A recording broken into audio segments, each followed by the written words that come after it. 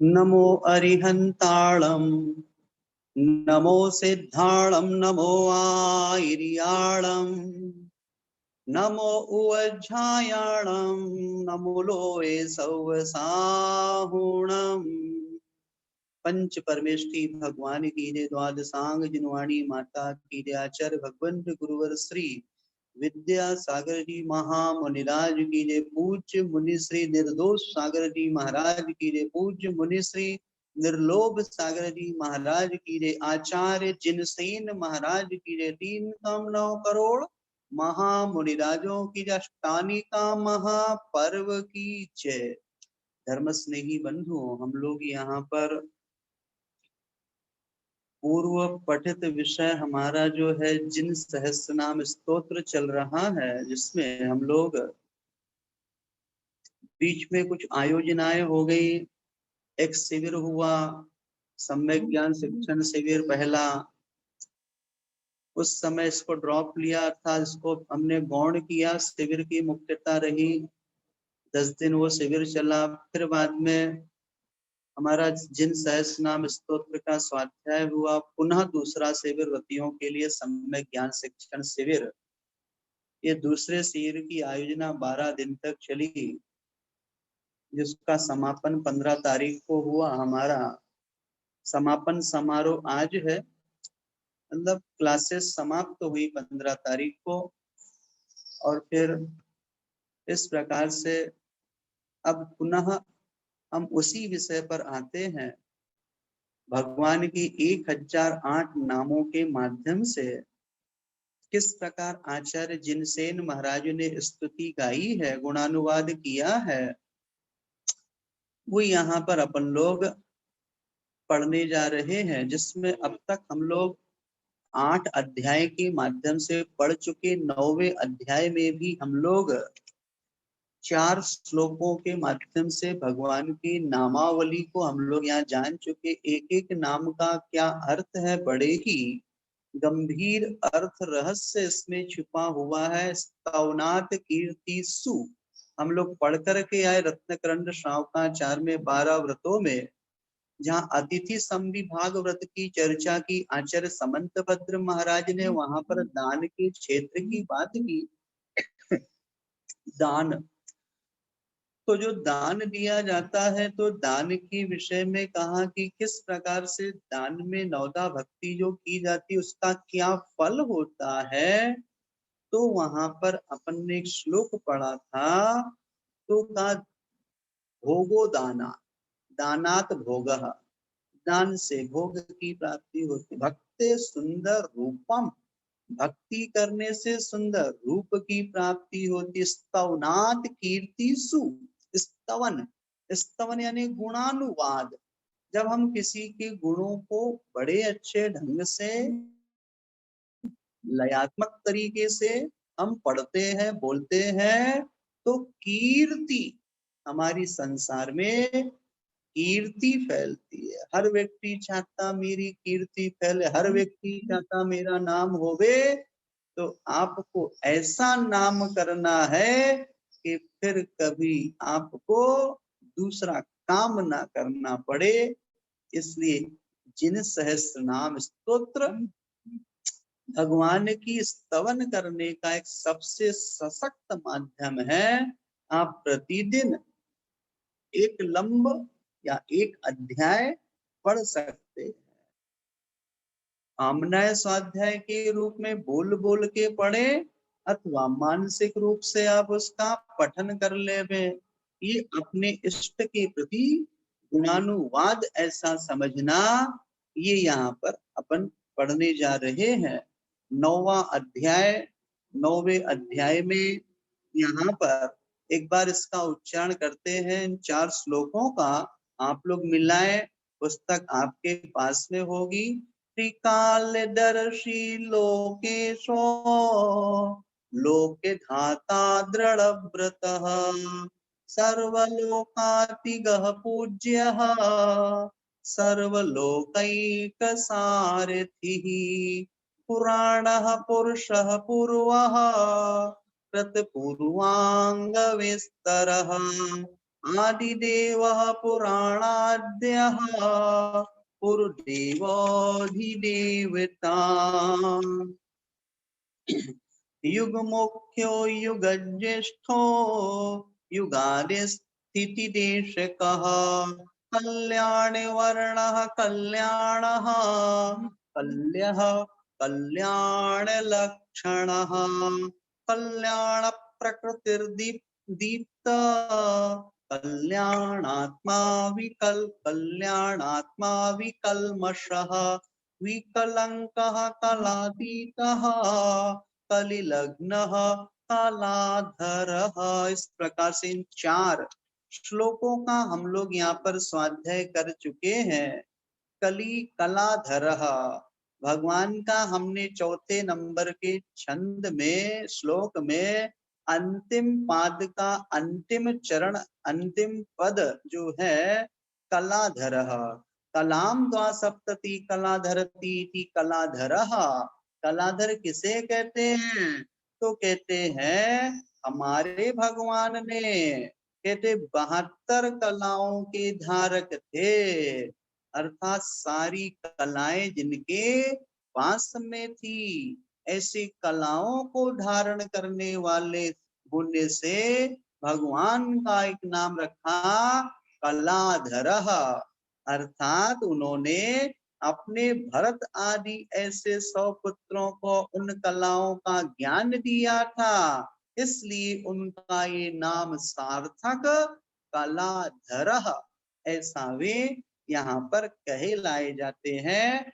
हे कलाधरः तुभ्यं नमोस्तु, मंदिर जाओ और जाकर के जिन बिंब के सामने भगवान के देखते हुए हाथ जोड़ते हुए ये भाव करो कि हे भगवान आप 72 कला के धनी 72 कला के धारी थे और आपने स्वयं उन कलाओं को अपने जीवन में अवतरित किया। इतना ही नहीं, आपने अपने समस्त भरतादिक 100 पुत्रों के लिए इन कलाओं से अवगत कराया, क्योंकि बिना कलाओं के हम जीवन निर्वाह नहीं कर सकते। जीवन निर्वाह का साधन है 72 कला। कला 72 पुरुष की जामे 2 सरदार, एक जीव की जीविका, एक जीव उद्धार, ऐसी 72 कला है। एक से जीव का जीवन चलता, अर्थात इन कलाओं से हमें कैसे जीवन जीना चाहिए, जीवन जीने की शैली बताई इन 72 कलाओं में कि यदि आपको जीवन जीना है, आपको यदि जीवन निर्वाह करना है, आपको उदर निर्वाह करना है, तो कैसे अपने उदर का निर्वाह किया जाता है उसकी चर्चा यहाँ पर की गई है। और जीव जामे 2 सरदार, 2 मुखिया है, एक से जीवन जीना और एक होती जीव उद्धार, अर्थात मृत्यु महोत्सव भी इसी 72 कला के अंतर्गत आती है। संलेखना और समाधि मरण, ये 2 कलाएं जामे जीव सरदार, ये मुख्य कलाएं कहलाती हैं। इन 72 कलाओं में कैसे जीवन जीना और कैसे मरण करना, ये कलाधर शब्द यहाँ पर हमारे लिए कह रहा है। किस प्रकार से यहाँ पर अपन लोग ये स्वाध्याय हमारा चल रहा है, इन 4 श्लोकों के माध्यम से अपन लोगों ने यहाँ पर स्वाध्याय किया है। अब हम आगे चलते हैं। 5वें नंबर का जो श्लोक है, उस 5वें नंबर के श्लोक पे 9वां अध्याय 5वें नंबर का श्लोक क्या कहते हैं, यहाँ पर उच्चारण मिलाइए आप लोग अपने अपने घर में जो पुस्तक होंगी। देव देवो जगन्नाथो जगत बंधुर जगत विभु जगद्धितेऽसि लोकज्ञः सर्वगो जगदग्रजः। पुनः एक बार मिलाए। देव देवो जगन्नाथो जगत बंधुर जगद विभुः जगद्धितैषी लोकज्ञः सर्वगो जगदग्रजः। 6वें नंबर का श्लोक का उच्चारण करेंगे। चराचर गुरुर्गोप्यो गूढ़ात्मा गूढ़गोचरः सद्यो जातः प्रकाशात्मा जलज्जलन सत्प्रभः। यहाँ पर कहते हैं, एक बार फिर से देखें, यहाँ आचार्य भगवंत कह रहे हैं चराचर गुरुर्गोप्यो गूढ़ात्मा गूढ़गोचरः सद्यो जातः प्रकाशात्मा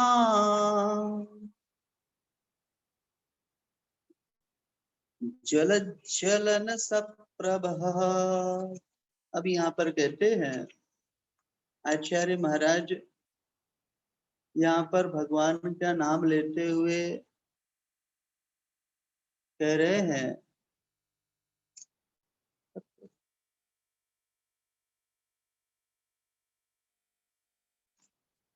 यहाँ भगवान का एक नाम का देव देवः। क्या नाम का भगवान का? भगवान देव देवा भगवान का एक नाम है। कहते हैं कि देवानाम इंद्रियादीनाम आराध्यो देवः देव देवः अथवा देवानाम राज्ञाम देव राजा देव देव राजाधिराज इत्यर्थः। अथवा यहाँ पर कहते देवानाम मेघ कुमाराणाम देवः परम आराध्यो देव देवः। इस प्रकार से देव देव शब्द की व्युत्पत्ति 2-3 प्रकार से यहाँ पर की है। हम समझते हैं देव देव का अर्थ क्या यहाँ पर कहा है। तो यहाँ पर कहते हैं कि देवों के अर्थात इंद्रादिकों के प्रभु क्या है?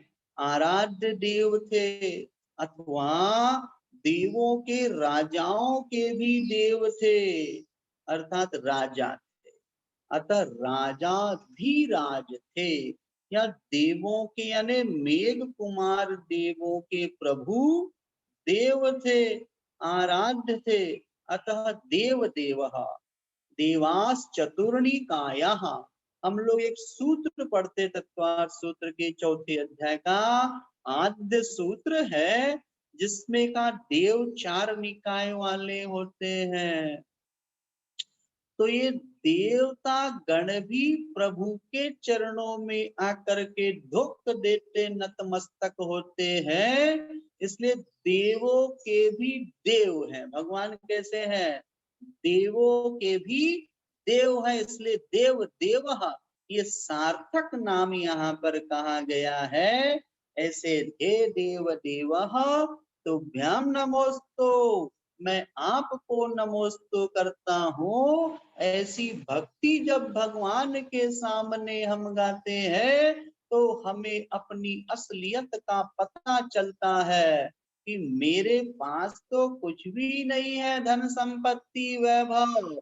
जो देव हैं जिनके पास अणिमा महिमा लगिमा गरिमा प्राकाम्य प्राप्ति आरूपित्व आदि ऐसी अष्ट गुणों से जो संपन्न होते हैं, ऐसी उनके पास शक्तियां होती है कि जम्बू द्वीप को पलट देवे इतनी ताकत उनमें होती है। उनके पास सापानुग्रह नाम की शक्ति होती है। वे किसी का उपकार यदि करना चाहे तो उसका उपकार कर देते हैं, उसका जीवन निहाल कर देते हैं। और यदि किसी पर वे वहां शाप दे देवे तो उसका जीवन मुहाल कर देते हैं। निहाल और मुहाल, शाप मुहाल बना देता है, श्राप दे देते। कौन? देवतागण। उनके पास ये शक्ति है। जब वे उनकी पूजा पाठ कर सकते, उनका ध्यान, उनका स्मरण, उनका गुणानुवाद, उनका स्तवन कर सकते हैं, तो मुझ जैसे क्षुद्र मनुष्य को तो अवश्य इस कार्य को संपन्न करना चाहिए। मेरा परम सौभाग्य है कि भगवान मैं आपके चरणों में दर्शनार्थ आया। हे देव देवा तुभ्यम नमोस्तु, मुझे मेरी ओर आने के लिए मैंने आपका आलंबन लिया है। जो मैं यहाँ पर आपको हे देव देवा तुभ्यम नमोस्तु कह रहा भगवान, मेरा उद्देश्य मात्र इतना ही है, मैं अपनी ओर आऊं। किसकी ओर आऊं? अपनी ओर आऊं। ऐसे देवाधिदेव, ये यहाँ पर कहा। कहने का आशय यहाँ पर यही है कि हम भगवान के पास जब पहुंचते हैं तो पहुंच करके हमें अपनी याद आनी चाहिए, हमें अपना परिचय हमारा होना चाहिए कि हाँ, हम वास्तव में प्रभु के निकट आकर के अपने अंतर मल का शोधन कर रहे हैं। हे देव देवा, ये पद यहाँ पर हमें इस प्रकार से कहते हैं कि डर, उसे डर नहीं लगता संसार में जिसे स्वयं और स्वयं के सत कार्यों पर विश्वास होता है, उसे मरण से कभी भी भय नहीं लगता। भगवान अभय का स्थान है, ध्यान रखना। जो प्रभु के चरण में पहुंच जाता है उसे कभी डर कभी भय नहीं लगता। यदि आपके जीवन में कभी आपको डर और भय की स्थिति यदि बने तो ऐसी परिस्थिति में आप अपने प्रभु को याद करना, अपने भगवान को याद करना, क्योंकि भगवान को जो याद करता है उसका डर समाप्त हो जाता है। बेटा प्रतिदिन जाता था स्कूल पढ़ने, कक्षा पढ़ने के लिए, गाय चराने के लिए, तो कहते जब लौटता था जंगल से अंधेरा हो जाता था, उसको डर लगता था। माँ से एक दिन कहता है, माँ मुझे अंधेरे में शाम जब हो जाती है मुझे डर लगता, भय लगता है, मुझे कभी कभी ऐसा लगता है कहाँ से मैं इन गायों को लेकर के आ गया और कहीं मेरा प्राणांत ना हो जावे। मुझे भयंकर ऐसे जो पशु वहां है, शेर आदि, उनका बहुत डर लगता है। माने का बेटा डरने की कोई बात नहीं है, तू जहां से निकलता गुजरता है वहां तेरा एक बड़ा भाई रहता है। कौन रहता है? बड़ा भाई रहता है। उस बड़े भाई को तू याद कर लेना। ठीक है माँ, उस बड़े भाई का नाम तो बता। तो माँ कहती है उस बड़े भाई का नाम है अरहंत भैया। क्या बोलना? जब भी तुझे डर लग जाए, अरिहंत भैया, अरिहंत भैया, अरिहंत भैया मेरी रक्षा करो, तू इतना बोलेगा तो ध्यान रखना वो अरिहंत भैया आ जाएगा और तेरी मदद कर देगा, तेरा सारा डर समाप्त हो जाए। ऐसा ही हुआ, एक दिन की बात है, अंधेरा हो गया, डर लगने लगा। शेर की दहाड़ उसने सुनी, सारे पशु जो थे वे सहम उठे और सब एक दूसरे के निकट आकर के एकदम से ऐसे भयभीत होकर के वहीं पर ही वहां उस चित्र की तरह खड़े रह गए।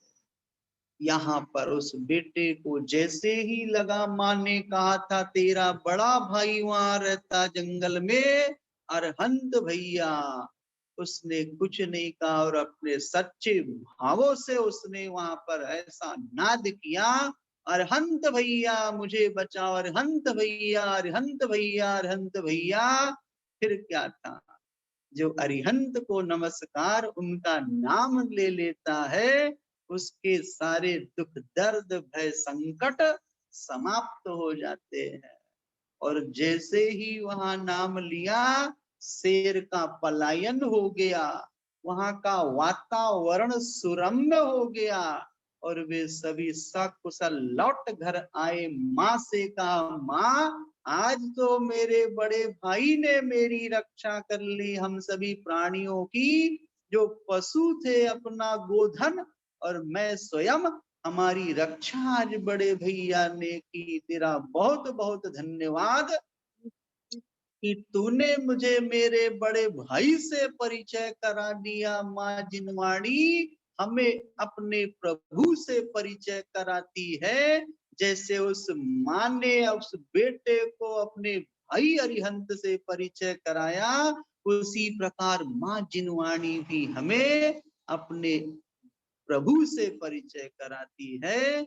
अरिहंत संसार में जिसे स्वयं और स्वयं की सत कार्यों पर विश्वास होता है, उसे मरण से कभी भी भय नहीं लगता। ध्यान रखना, यदि अच्छा कार्य हम करते हैं तो निश्चित है मरण हमारा सुमरण की कोटि में परिवर्तित हो जाता है। इसलिए डरना नहीं, हमको तो आस्था रखनी अपने प्रभु अरिहंत के प्रति। ऐसे अरिहंत का स्मरण करने का सौभाग्य हमको यहाँ मिला जिन सहस्त्र नाम स्तोत्र के माध्यम से। इसकी एक अलौकिक ही छटा है, ध्यान रखना। ऐसा विषय आपको अन्यत्र कहीं नहीं मिलेगा। प्रभु भक्ति का एक एक शब्द का इतना गहरा रहस्य है कि जब तक हम इसके रहस्य को उद्घाटित करके उसका रस स्वादन नहीं करते, तब तक आनंदानुभूति हमको नहीं हो सकती। वास्तविक आनंद की अनुभूति तो हमें इन एक एक शब्दों के रहस्य को समझने से होती है। आप सभी लोग बड़भागी और मैं स्वयं बड़भागा हो कि हमें ऐसे भगवान की स्तुति गुणानुवाद गाने का, सुनने समझने का अवसर प्रभु ने दिया है। भगवान को बहुत बहुत धन्यवाद। क्या आप लोग करते कि नहीं करते? अपने इष्ट को धन्यवाद दिया करो, है ना। नहीं दोगे तो व्यवहार में आप अच्छे नहीं माने जाओ। व्यवहार जगत भी ऐसे चलता है, धन्यवाद देन लेन के बाद निश्चय में कुछ नहीं होता। निश्चय तो मौन रहता, बोलता ही नहीं है। इसलिए ऐसे भगवान देवाधिदेव। फिर भगवान का एक नाम कहते हैं जगन्नाथ। जगन्नाथ जगन्नाथ जगन्नाथ से कहते हैं जगताम त्रिलोकानाम नाथः। जगन्नाथ, ये भगवान का एक और नाम यहाँ दिया जगन्नाथ। किसे कहते हैं जगन्नाथ? कहते भगवान अधोलोक, मध्यलोक और ऊर्ध्वलोकों के क्या है? महास्वामी है। ऐसा ध्यान। कैसे हैं भगवान? भगवान तीनों लोकों के स्वामी है, अधोलोक के भी स्वामी। क्योंकि अधोलोक में जो देवता गण निवास करते हैं, भवनवासी व्यंतर आदि, तो उनका जो देव है अधोलोक का नागेंद्र, धरणेंद्र जिसे कहते हैं, वो प्रभु चरणों में नमोस्तु करता। मध्य लोक का कोई यदि देव स्वामी है तो चक्रवर्ती होता है, जो मनुष्यों में मानव तिलका के नाम से उल्लिखित समंत भद्र जी महाराज ने रत्न कर्ण श्रावकाचार में मानव तिलका कहा चक्रवर्ती के लिए। वो आपको, वो भी भगवान आपके चरणों में नमोस्तु निवेदित करता है। और साथ में ऊर्ध्वलोक के स्वामी सौधर्मेंद्र जैसा इंद्र भी प्रभु चरणों में नतमस्तक होता है। ऐसे जगन्नाथ, आप तीनों जगत के नाथ हैं भगवान। आप जब भी मंदिर जाओ तो वहां इस प्रकार ऊर्ध्वलोक, अधोलोक और मध्यलोक के आप स्वामी हैं, तो भ्यम नमोस्तु, ऐसा नमोस्तु निवेदित करे। फिर एक और नाम भगवान का यहाँ के जगत बंधु, भगवान का एक नाम है जगत बंधु। ऐसे जगत बंधु के नाम से भगवान जाने जाते हैं। किसे कहते जगत बंधु? तो यहाँ जगत बंधु के विषय में कहते हैं जगताम बंधु बांधव जगत बंधु। कहते हैं प्रभु त्रिलोक के हित करता बांधव मित्र बंधु है। ध्यान रखना। कैसे भगवान? भगवान तीन लोक के हित करता, सबका हित करते भगवान। ऐसा नहीं कि हमें आपका हित करना और दूसरों का नहीं करना। हा? इसलिए भगवान सबका हित करते हैं। इसलिए भगवान को जगत बंधु के नाम से यहाँ पुकारा गया है। हे जगत बंधु तुभ्यं नमोस्तु। ये पद आपको ये संकेत करता है जैसे भगवान तीनों लोकों के जीवों का हित करने वाले हैं, उसी प्रकार हे आत्मन तू भी तो भगवान बनने के मार्ग में लगा है और सामने प्रभु के आकर के भक्ति कर रहा है। तुझे भी संसार के समस्त जीवों के प्रति बंधु पने का व्यवहार करना चाहिए। यही तेरा आद्य कर्तव्य है। और यदि तू इसको करता है तो तू भी जगत बंधु बन जाएगा। लेकिन पहले स्वयं को जगत बंधु बनने योग्य उसे इम्प्लीमेंट क्रियान्वयन करना पड़ेगा, फिर जाकर के तीन लोक के जगत का बंधु तू बन सकता। क्या कभी आप लोग ऐसा सोचते हो, ऐसा विचार करते हो? अब करना, इस पद को ले जाना भगवान के सामने और कहना कि हे जगत बंधु, जैसे आप तीनों जगत के लिए बंधु हैं, मैं भी सबके प्रति बांधवपने का व्यवहार आज से करूंगा। किसी के प्रति कोई विद्वेष की भावना नहीं रखूंगा भगवान, क्योंकि यदि विद्वेष की भावना रखता हूं तो फिर मैं जगत बंधु नहीं बन सकता। जगत बंधु बनने के लिए पहले मुझे स्वयं सबके साथ बंधु बांधवपने का व्यवहार करना पड़ेगा, तब तो मैं जगत बंधु बन पाऊंगा। संसार में देखा जाए तो कर्म से आवृत जो हमारे छदमस्त होते हैं, उनकी मुख्यता, उनकी गुणानुवाद तब गाया जाता, भैया सबका हित करने वाला, सबकी बात मानता, सबका काम करता है, बड़ा प्यारा है, बड़ा अच्छा है। घर में यदि कोई आपका अपना बेटा या बेटी या और कोई होता है जो आपका कहना मानते हैं, आपकी बात मानते हैं, आपके अनुसार चलते हैं, और आपके साथ साथ वो सबके हित की जब बात करता है तो माँ कहती है मेरा बेटा राजा बेटा। कैसा बेटा? मेरा बेटा राजा बेटा। इसलिए राजा बेटा कहती, मेरी हर बात मानता, सुनता है, सबके हित की कहता है। उसको सारी दुनिया चाहती, दुनिया प्रेम करती उससे, क्योंकि सबके हित की सोचता। ध्यान रखना, यदि आप भी हितोपदेशी बनना चाहते हैं तो आज से इस प्रकार के हित के कार्य सबके प्रति मन से, वचन से, काया से करना शुरू कर दो। तत्कारित अनुमोदना से करना शुरू कर दो। आप भी जगत बंधु बन जाएंगे। ये जगत बंधु बनने की शर्त है। इस कंडीशन को आप अपना लो, आपका काम हो जाएगा। आगे चलते हैं। एक और नाम भगवान का जगत हितैषी यहाँ पर क्या कहा? जगताम प्राणिनाम हितमिच्छति इति जगत हितैषी। जगत के प्राणियों का हित हो ऐसी प्रभु इच्छा करते हैं। हितैषी कहो, बंधु कहो, एक ही बात। बंधु यानी मित्र बंधु है, और हितैषी यानी सबके हित का ध्यान रखते हैं। इसलिए भगवान को जगत हितैषी के नाम से कहा गया है। फिर एक और नाम भगवान का यहाँ पर कहते हैं। भगवान यहाँ पर जगत देव देवो जगतनाथ जगत जगत विभु, जगत विभु यहाँ रह गया।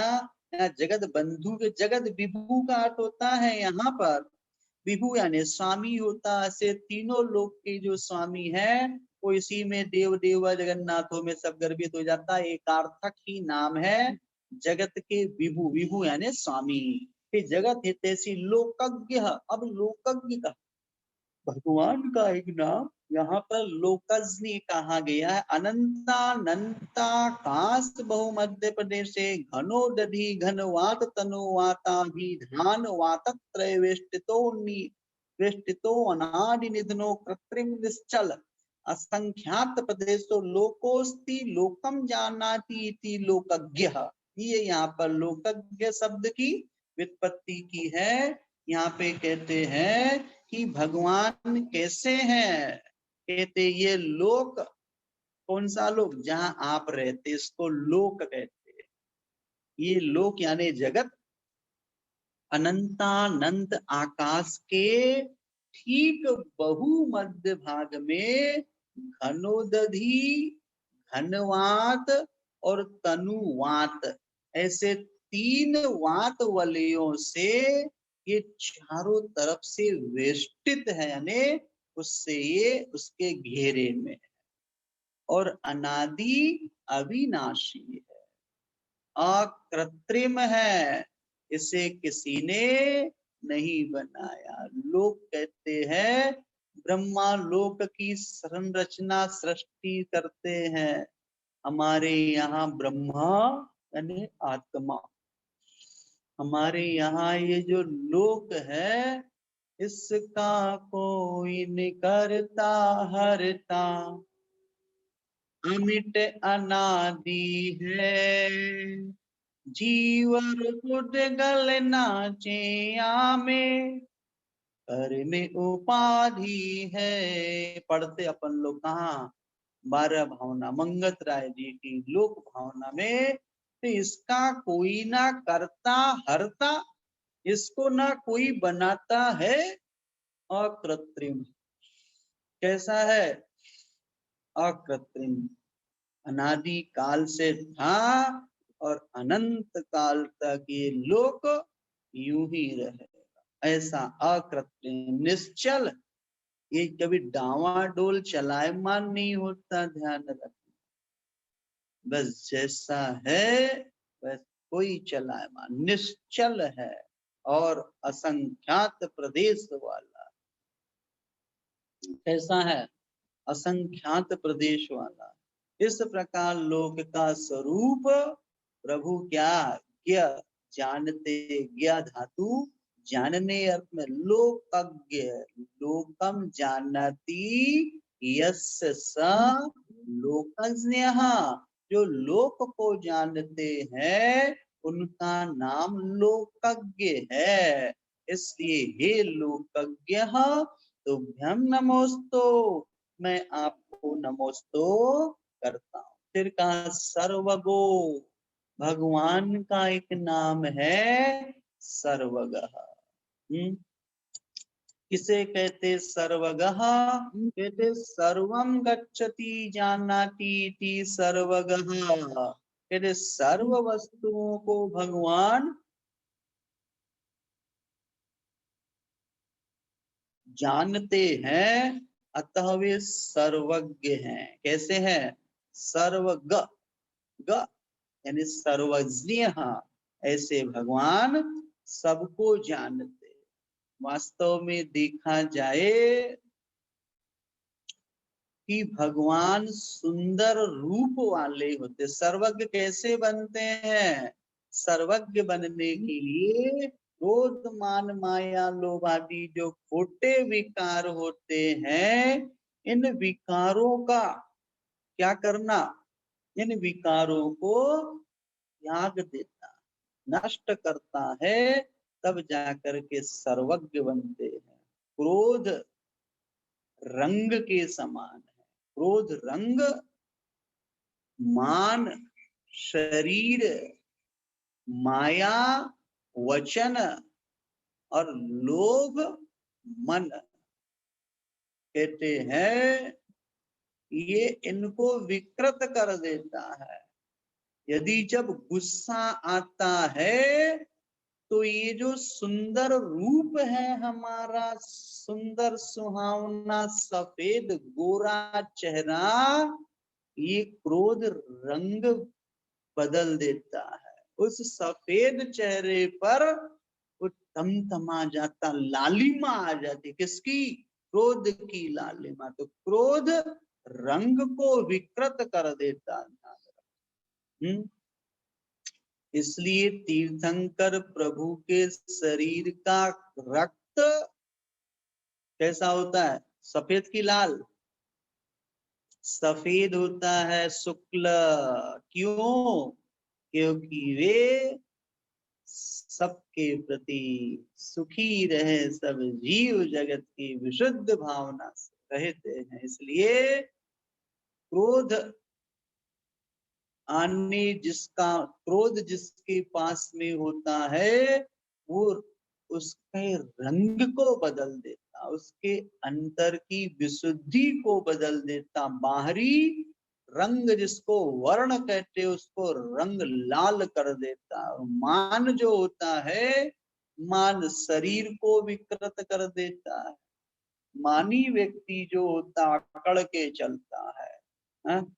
अकड़ जिसकी होती है, उसका शरीर ही ऐंठ जाता, अकड़ जाता।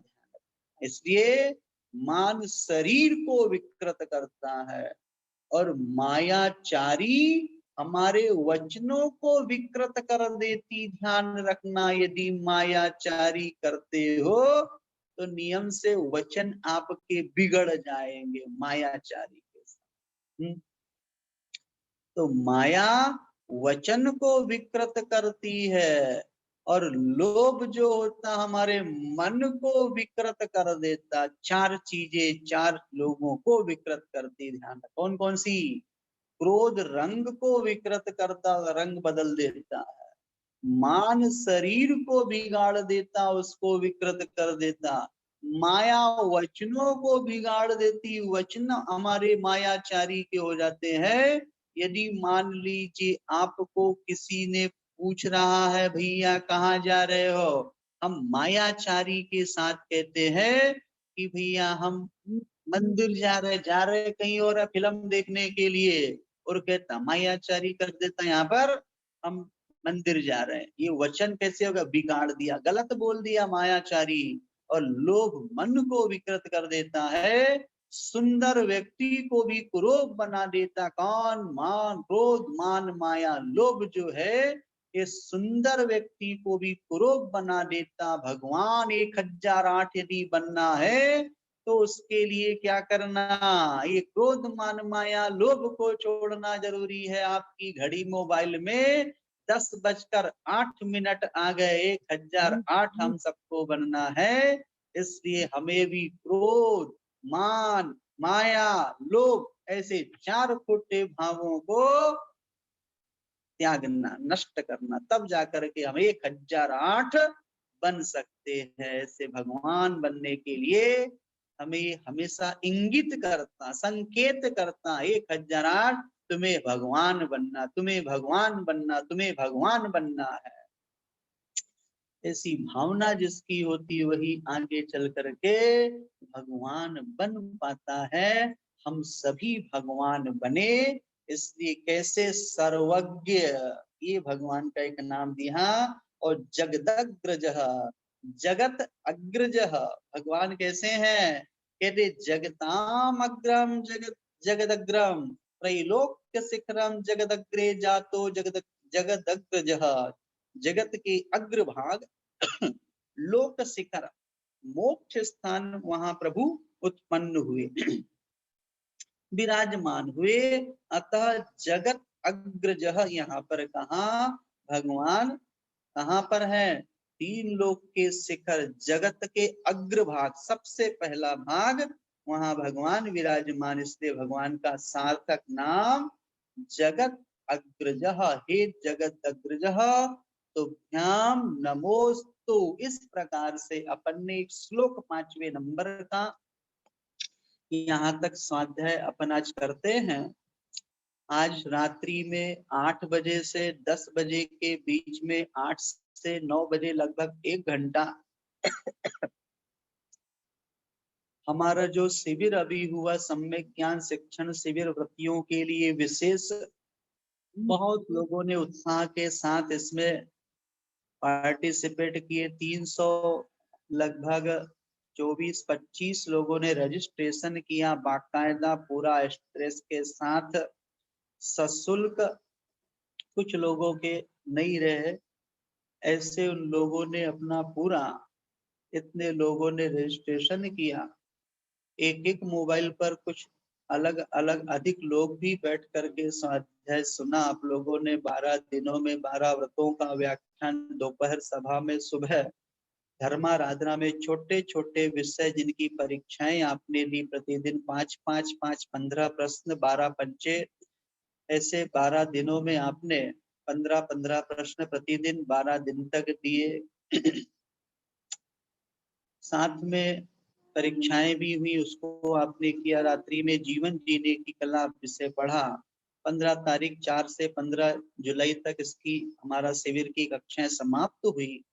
बीच में 1 2 दिन दे करके अभी आज 8 बजे जिनवाणी स्तुति, जिसका कंठ अच्छा है वे उसको आज 8 से 10 के बीच में आपका एक समय रखा है, उस समय पर आप उपस्थित रहिएगा। यदि आप उपस्थित नहीं रहेंगे तो आपका समय निकल जाएगा, दूसरा व्यक्ति वहां पर प्रवेश कर जाएगा, इसलिए समय का ध्यान रखना। और फिर शिविर के समापन आभार प्रदर्शन, जिन लोगों ने शिविर में सहयोग किया, इतने बड़े शिविर को सिस्टमैटिक रूप से व्यवस्थित किया, आभार प्रदर्शन। और जो घोषणाएं, जो रिजल्ट अब बाकी हैं आप लोगों के नाम, वेशभूषा को लेकर के भी रिजल्ट रखा था, साथ में और भी कुछ रिजल्ट थे। 5 बादाम को लेकर के आर्टिकल मंगवाया गया था, 30 रुपए क्यों मंगाए, इसको लेकर के आर्टिकल। मैं और मेरी कसाय को लेकर के लेखा दी, उसके संदर्भ में सारी जानकारी। कुछ रिजल्ट जो डिक्लेयर होने बाकी है उसको रिजल्ट 1 2 3 लॉटरी के माध्यम से भी किया जाएगा, पुण्यार्जक परिवार आदि के माध्यम से।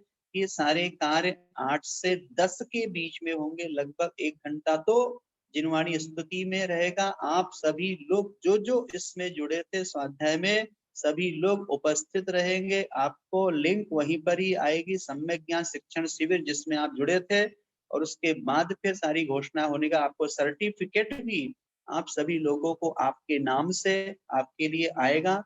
मोबाइल पर ही ऐसी आयोजना बनाई है। और भी कुछ कार्य हैं, उन सभी को अपन लोग आज रात्रि में व्यवस्थित रूप से करेंगे।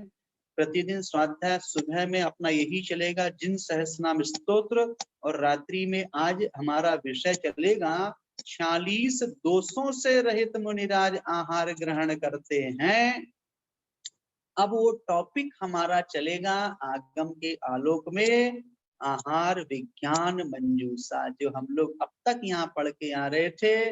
अब और थोड़ा उसका विस्तार अच्छे रूप में आगम के आलोक में अब समझने जैसा और भी है, उसको अपन रात्रि में, आज तो नहीं, आज समापना है, आने वाले दिन से रात्रि में ठीक 8:30 बजे से 9:15 तक हमारा ये पौन घंटे का स्वाध्याय चलता प्रतिदिन। उसमें आप जुड़े रहे, उसके लिए अलग से आपको जुड़ना पड़ेगा आहार विज्ञान मंजूषा से, जो आप लोग संपर्क साध सकते हैं। यही विराम लेते हैं। आज का आपका नियम ये है, आज आप लोग ऊपर से नमक का प्रयोग नहीं करना। जो नमक नहीं खाते हैं वे लोग आधा घंटा मौन रखेंगे, ऐसा यहाँ पर समझे। जिनवाणी स्तुति करते हैं। श्री जी ने वाणी जग कल्याणी, जग जन मद तम मोह हारी, जन माण हारी गण हरे हारी, जम जरा भवे रोगे हरी। तिथाए राणाम दिव्य जोनिम जो, पढ़ई सोणई माई धारई, नानम सौखे मणंतमधर्य, सांसदे मोखे पदम पावई, सांसदे मोख पदम पावई। 9 बार नमोकार।